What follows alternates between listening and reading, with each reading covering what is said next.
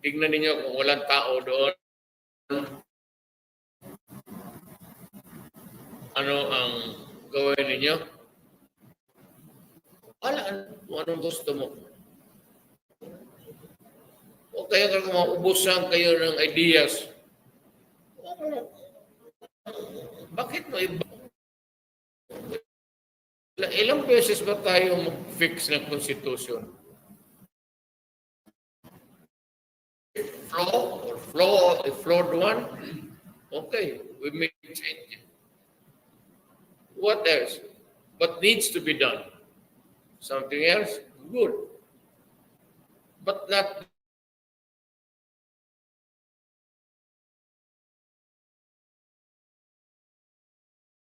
good. Kung meron man, i-apply yan.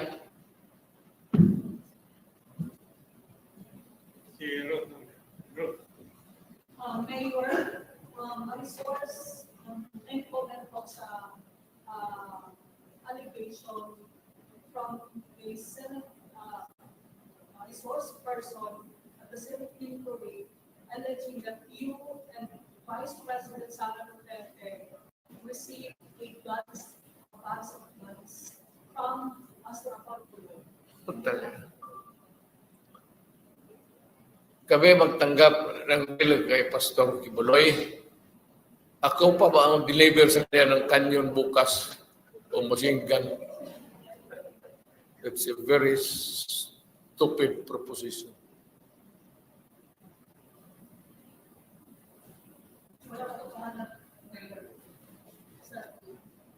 It's silly. Bakit pa si Pastor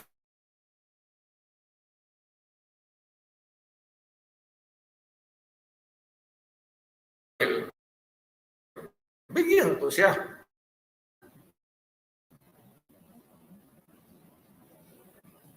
I am about almost collectors category ako. Ibig sabihin, bili ako na bili, pero hindi ko magamit. I can only use one. I can carry gun only one of the entire collection, maski mag-abot ng 50 million. You're only allowed by the authorities to carry one gun. Not even a rifle. Hunting, maybe. Shotgun, okay. But military hardware. Wala nga ako eh. All that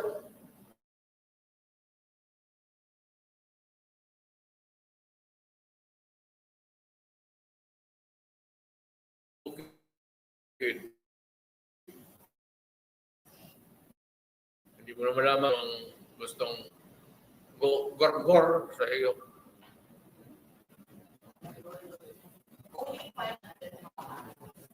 Ako?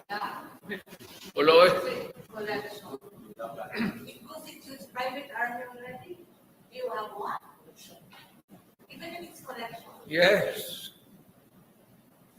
Hindi ka collector kung iligwit na. Collector is collector. You collect and collect and collect.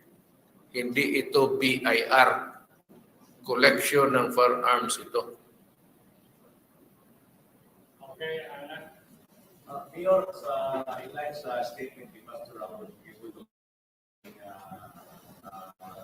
lines Prrd from the CIA. Saying I'm CIA.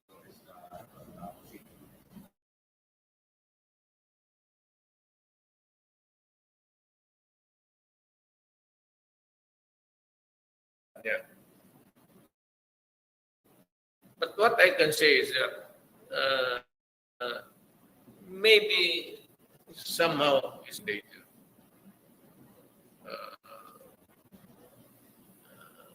Alam mo ang kaso niya sa Amerika eh. Hindi naman dito. Wala naman ang kaso ni Presidente. Pastor Kuloy dito.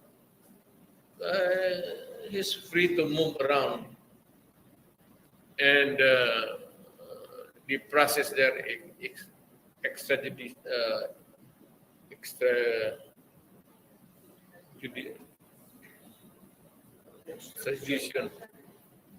So it's a long process. Hindi rendition with a military. Extradition. It's always a treaty. William siya mag-answer dahil hindi siya yung extraction.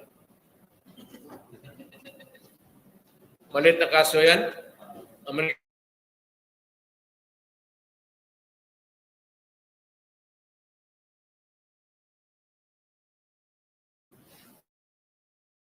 Instead of attending to the session of Senate, would lead to besides, is it possible? Paparesto na siya na hindi siya dumatalo, nag-attend sa Senate hearing. Sino? Si Pastor Tibuloy, paparesto siya kasi pinapaimbitaan siya, isusunod na siya. If he doesn't really appear, pwede ba yun? May I hear you the word again? Pina-report siya sa Senate. Oh, Subpoena siya, subpoena. Will it lead to his arrest? Well, I'd like to ask you a question. What is the equivalent of the word subpoena? Invitation. It's not an order. You cannot order an ordinary citizen like me to compel me to report to you. For what? If I don't want. Or if say the national interest that you should.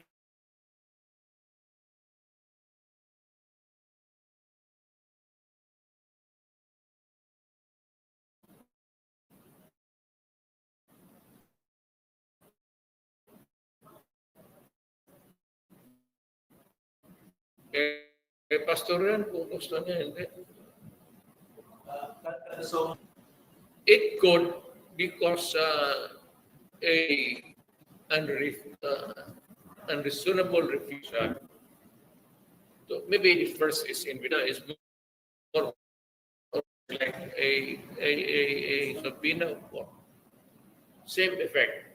It can compel your attendance. Pero ako naman, hindi niya, ang ayaw niya, ano mo gusto sa kanya? Wala mo na nakita na of national interest yung Another topic na Mayor. Yes. Our PNP right now seems to be involved in a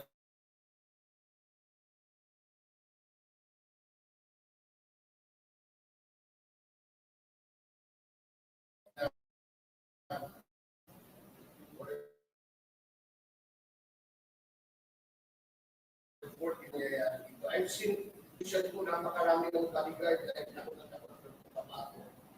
What is happening in our country today with regards to peace and order? well, national leadership should. Alam mo dito sa Pilipinas, wala naman talagang ambos araw-araw. Alam mo, pasikatan lang yan. Ako personally, I do not need. Pinipilit lang nila yung pulis sa akin eh. Pero ako, I'd rather, if somebody has to die today, tonight, tomorrow, mas mabuti pa ako kasi matanda na kaysa mga pulis, may pamilya pa yan, may mga anak pa. What the heck about going around with so many bodyguards? Kung hambog mo lang yan? Para sa takot lang yan? All you need is a gun, maybe and 2 balls.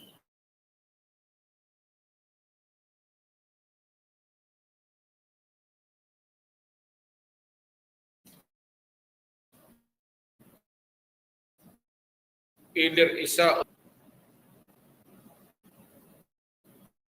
Okay? Yeah. Mayor, you mentioned on the road, ang paaprobahan ng gusto ng munisipyo is economic provision lang. Okay sa ito. Granting, paaprobahan nila sa Kongreso, ang munisipyo, suportahan nila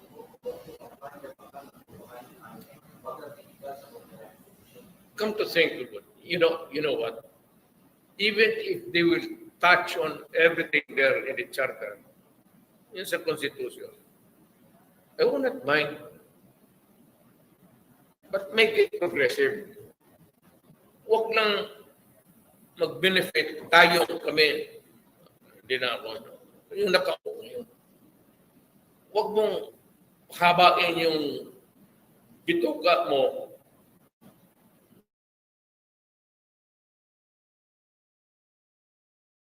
Gusto mo na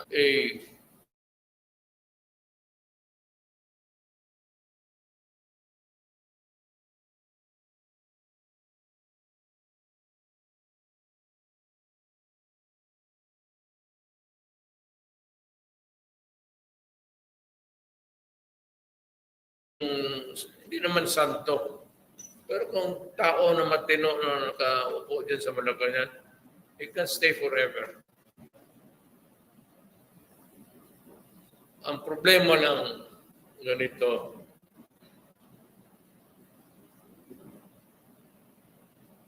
nag-iisip ako ng malalim. Problema kasi si Hesus Kristo,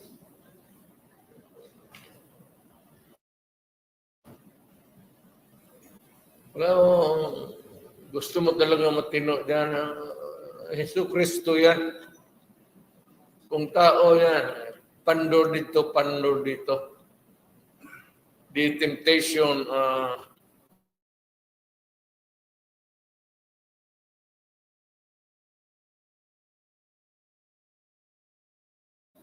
at my command. Yan ang bantayan ninyo sa inyong inihalal na mga officials.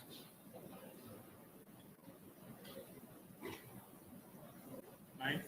Yes, thank you, sir. Gusto na ako mga questions sa status ng position na to. The status of position na to before, when you said that we did not be separated from the Republic. Vis-a-vis, whether we are, alam mo, sa totoo lang, for it all, declare lang. Sabihin ko lang kasi sa na, look, you guys, when you think of legislature, we think of your work there as a secretary or as a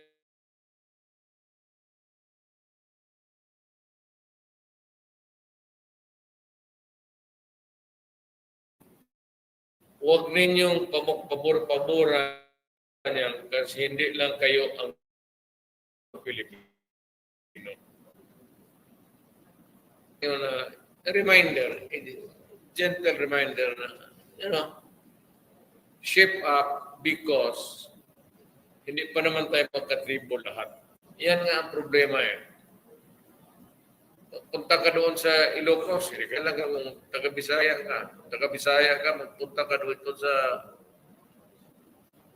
Ulo, hindi tayo magkaintindihan. Kung taga-Mindanao ka, magpunta ka Luzon, tulala ka palagi. Baluktot ang Tagalog mo o ang Bisaya ng Tagalog, mukhang Espanyol pakinggan sa tainga ko. Another Mayor, what do you make out of the voting points the Senate hearing at the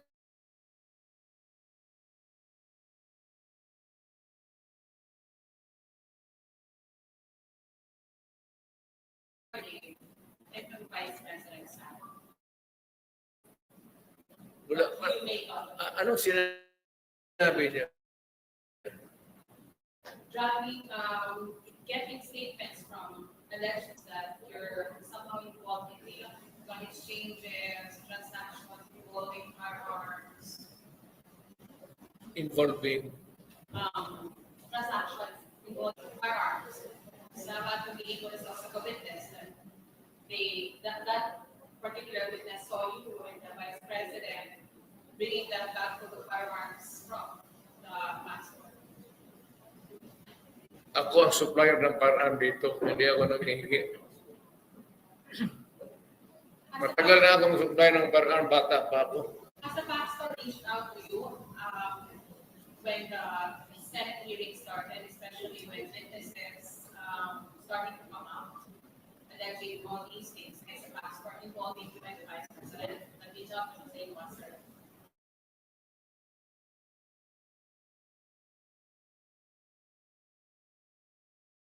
Or idiots in government. Let them be. Komportable sila dyan.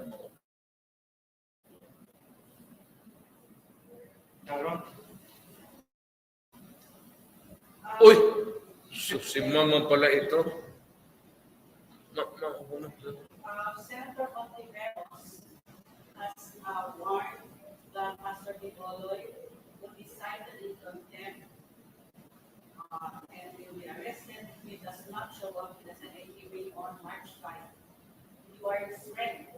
You are Pastor Biboloy's friend, and you are a lawyer. What is your advice to your friend? Get yourself arrested.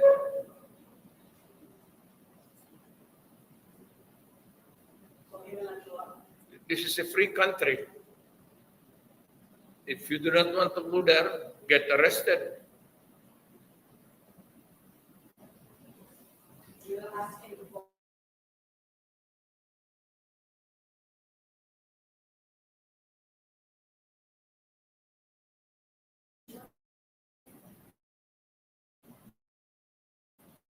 Yes, what about?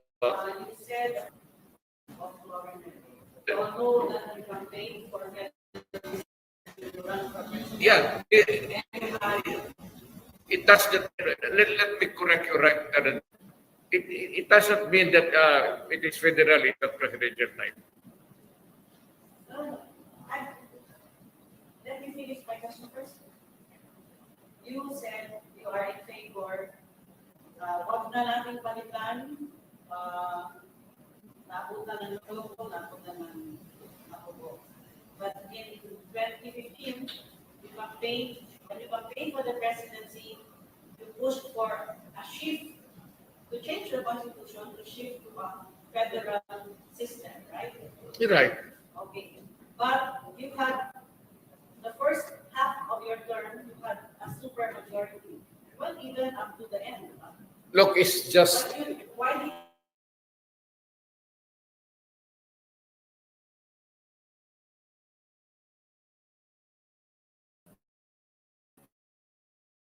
shift to will. Second, actually, there's not much difference about a federal. There's no incongruity there. Look at America. It's a federal union of federal states, United Nations. It's federal. It's presidential type government. I do not see any. Wala akong nakitang ano doon problema.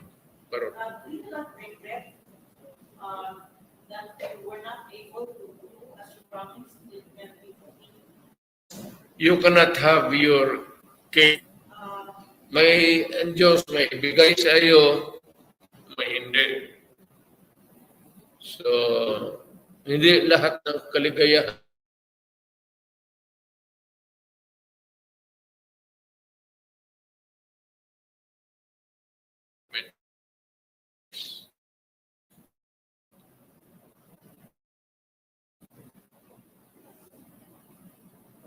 And this was your big disappointment. talking to you about life. Nothing's perfect. Yung ano po, kanina, Ayun po na to kay sinabi niyo rin that your call for Mindanao, independent Mindanao, which you did on January 30 in Memphis. You said it was just mythic. well, that was really It was, that was that was a legit dream yung mga taga Mindanao. Because Mindanao is frontier country. It is not inhabited by originals except the natives and the Moro people.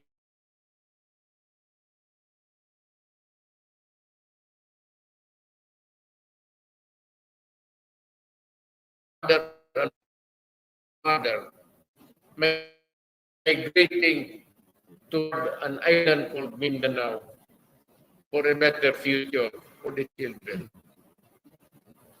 Yun ang dream. It's always the dream of some people to be independent. Pero if it causes a rupture in our entire, I will not go for a forced carving out in Mindanao out of the Philippines. Are you saying now that it was just a beginning? I am not. I'm not. There were no takers? I'm not saying any different, really. Actually, Kasi wala namang, you made the call, there were of course reactions that you cannot.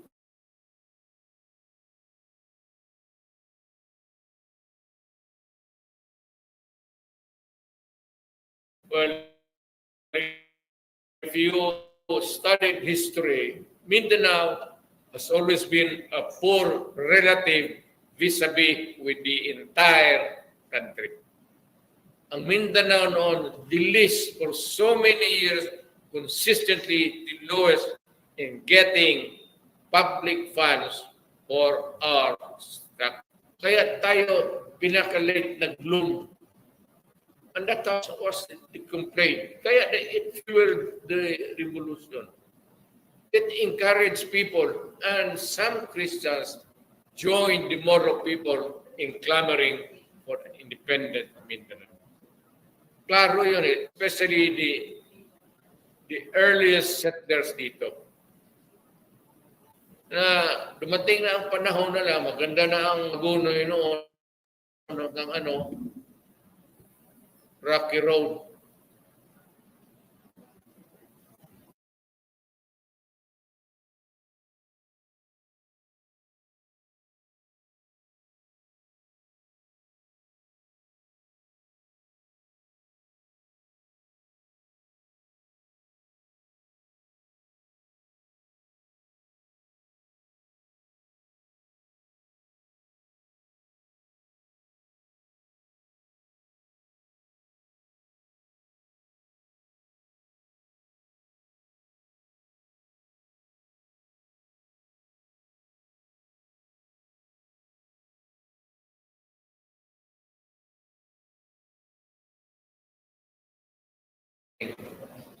Hanggang dyan lang, memorize.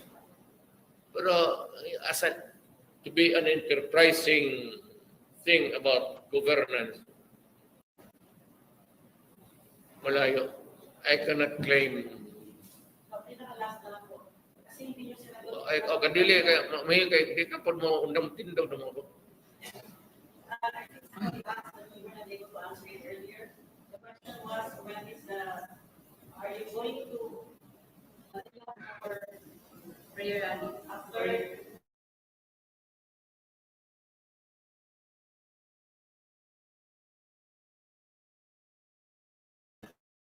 Of course.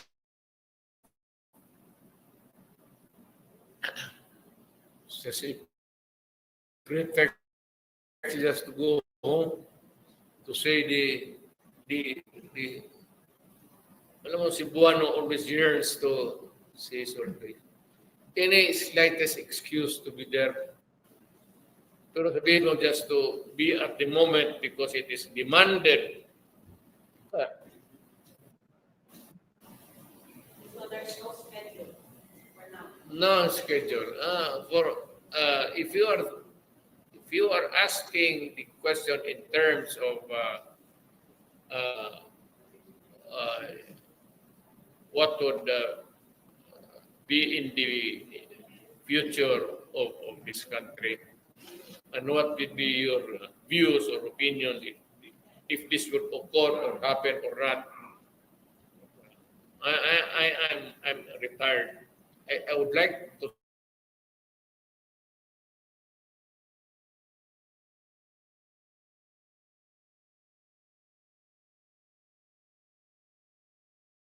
carry the burden on their own.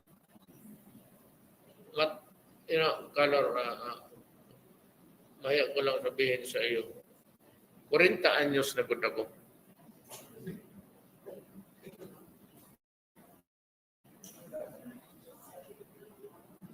And if you would want to be comfortable with this number, double it. And that's why.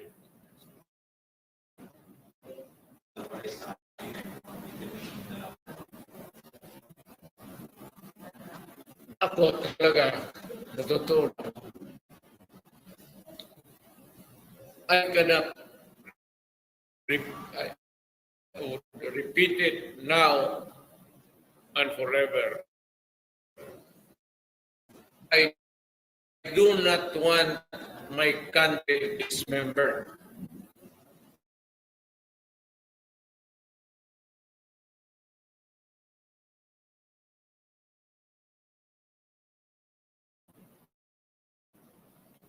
To be disturbed physically, even the slightest. It goes for Luzon hanggang Pulo. Yung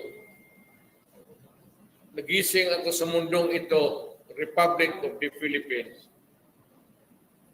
For as long as I live, it would be the same Republic of the Philippines. But were you saying that you were your last time you said that you would want Sa madang intriga ko, ifikadura ko yun. Separate. Usap siya, magtiayon, mag-separate. Ilo, dahil. Itong hadlock mo lang na. Paano? Yung na kabitaw. Pas na mo.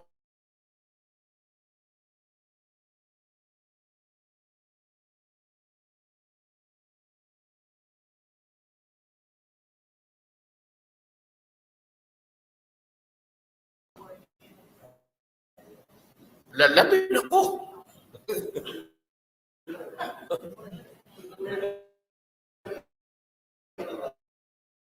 Ayaw nila. Mas na.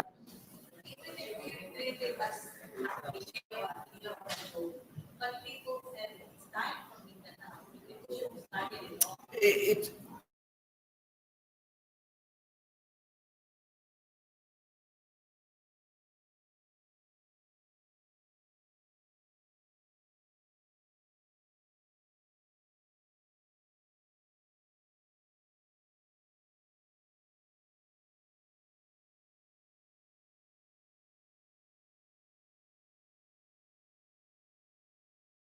very well. Lahat tayo, if you study your history, lahat tayo, alam natin that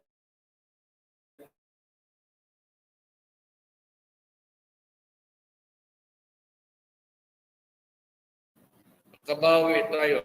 Nung presidente ako, nung Mindanao, patas. Hindi mo naman sabihin na presidente ako, gusto kong bumawi na, o nagkulang tayo noon. Ngayon, panahon ng bumawi. That ain't the way of being a Filipino. Kung ano yung, what's good for the Hulahano, must be good for the Ifugao. Must be good for the Tagalog, and must be good for the Bisaya. Why? If you have to remain a republic, ganun talaga, you better adapt that kind of thinking. Hindi Tagalog, Bisaya, or Kalukuhan niya. Katanda-tanda na natin, may mga anak na tayo, kayo tayo mag-isip ng gano'n.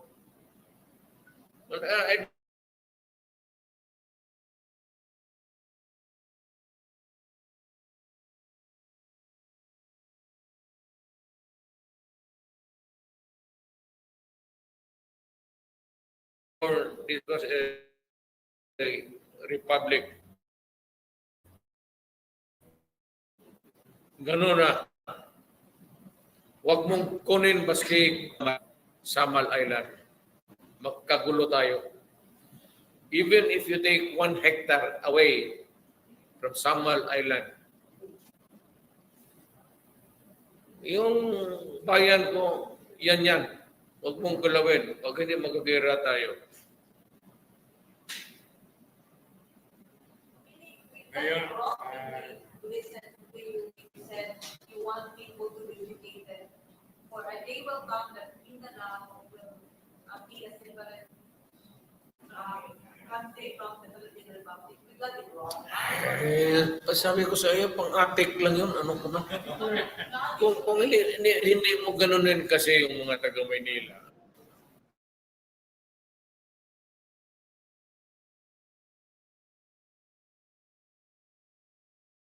Nabuod pa rin sa niya, pagkumalan to. Sobrang lang so meron ang day ko so serious. Nabuod down sila to.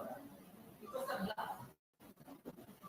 Not because of a black, but because of a strong statement coming from a Filipino. Adre, hindi lang kayo ang Filipino. Lahat ang mga minuno natin nagpakamatay sa bayan natin. Do not. So it's dead. Mindanao Independence Movement is dead. Okay. Silly. If at all, kung mayroong mag-declare ng independent state, kung gusto lang nila, payag ako, Samal Island. Yan. Gusto nila mag-declare ng independent Samal Island. Sali na lang sa likod para may sila pakasyonan.